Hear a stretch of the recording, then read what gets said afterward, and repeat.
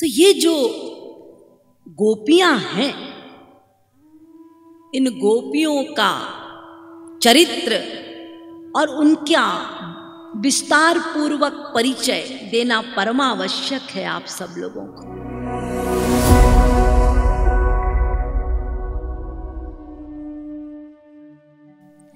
श्री कृष्ण की जो प्रेयसियां हैं उन्हें कृष्ण वल्लभा कहते हैं।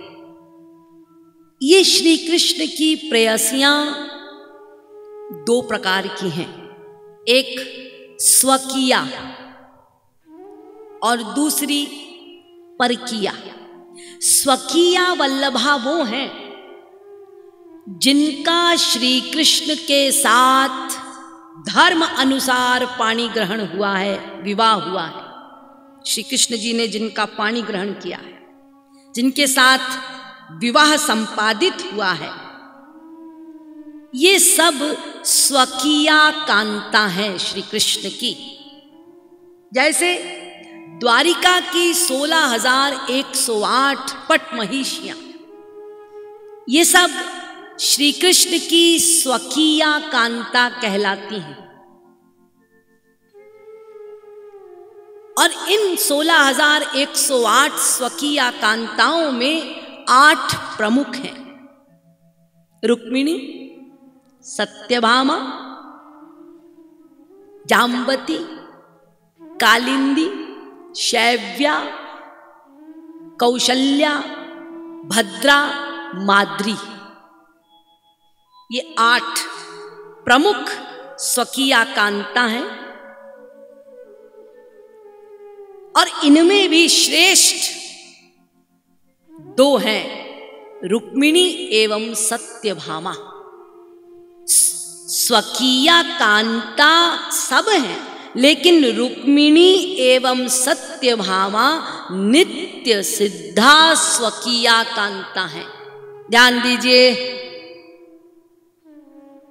नित्य सिद्धा स्वकीया कांता है। अर्थात जब प्रकट लीला होती है तो उस लीला में जब विवाह आदि लीला प्रसंग आता है तो बार बार विवाह होता है, लेकिन अप्रकट लीला अर्थात भगवान के निज धाम में अनंत काल से सदा से रुक्मिणी एवं सत्यभामा वो स्वाभाविक स्वकीया कांता है श्री कृष्ण की।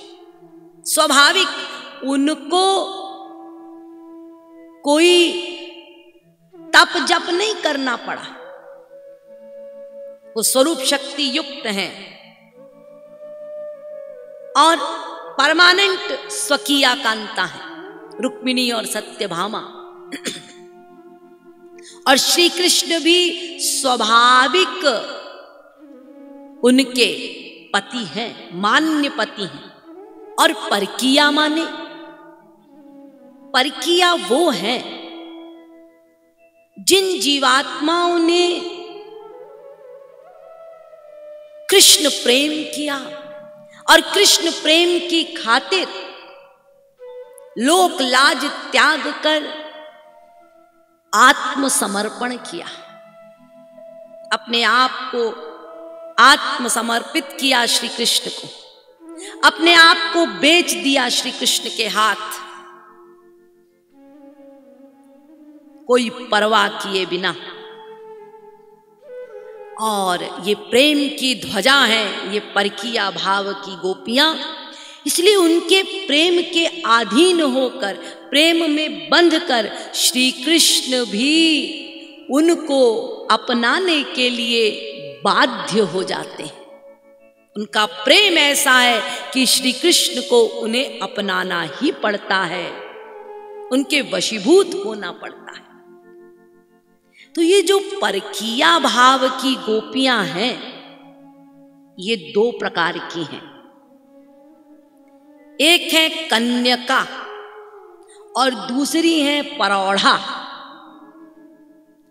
कन्यका जो है ये वो हैं जो कुंवारी हैं, उनका विवाह नहीं हुआ और उन्होंने मन ही मन श्री कृष्ण को अपना प्रियतम मान लिया है और श्री कृष्ण ने भी उन्हें अंगीकार कर लिया है।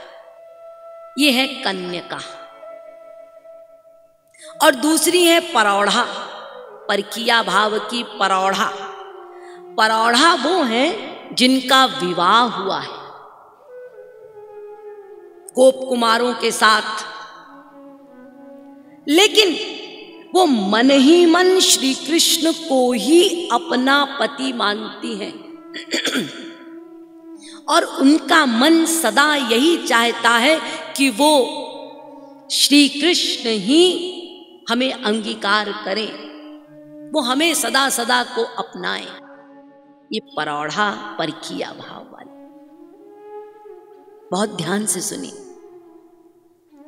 परौढ़ा परकिया कांताएं, इनमें पहली है साधन परा। इनमें आती हैं वो गोपियां जिन्होंने जन्म जन्मांतर से साधना की, साधना करके प्रकट लीला में गोपी देह में किसी गोपी के गर्भ से जन्म लिया। जैसे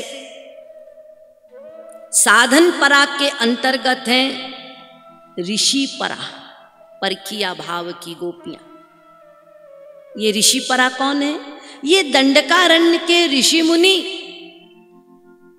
जिन्होंने साधना की, राम को देखा,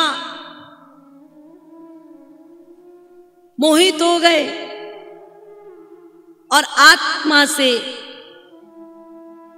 मधुर भाव जागा, प्रियतम भाव जागा, वरदान प्राप्त हुए। प्रभु राम ने कहा साधना करो, द्वापर में जब मैं कृष्ण बनूंगा तब आना गोपी देह प्राप्त करके। तो ये ऋषि परा परकिया कांताएं हैं, ये दंडकारण्य के ऋषि मुनि। दूसरी है श्रुति परा। ये श्रुति परा कौन है? उपनिषद, वेद। इन्होंने भी भगवान से तप करके वरदान स्वीकार किया कि तुम सब द्वापर में गोपियां बनकर आना।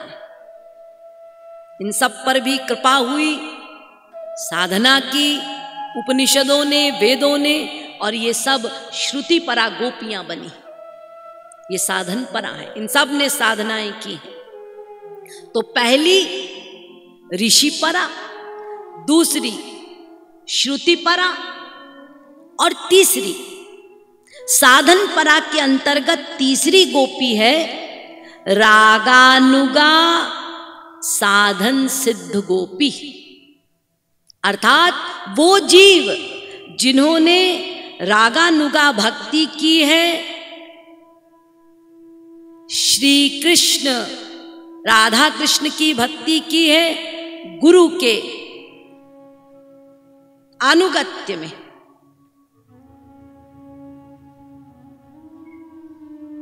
और गुरु कृपा द्वारा सिद्ध हो गए। दूसरी है अनन्य परा, ये नित्य सिद्धा गोपियां हैं। अर्थात ये सदा से नित्य परिकर हैं, नित्य गोपियां हैं, समर्थारति वाली।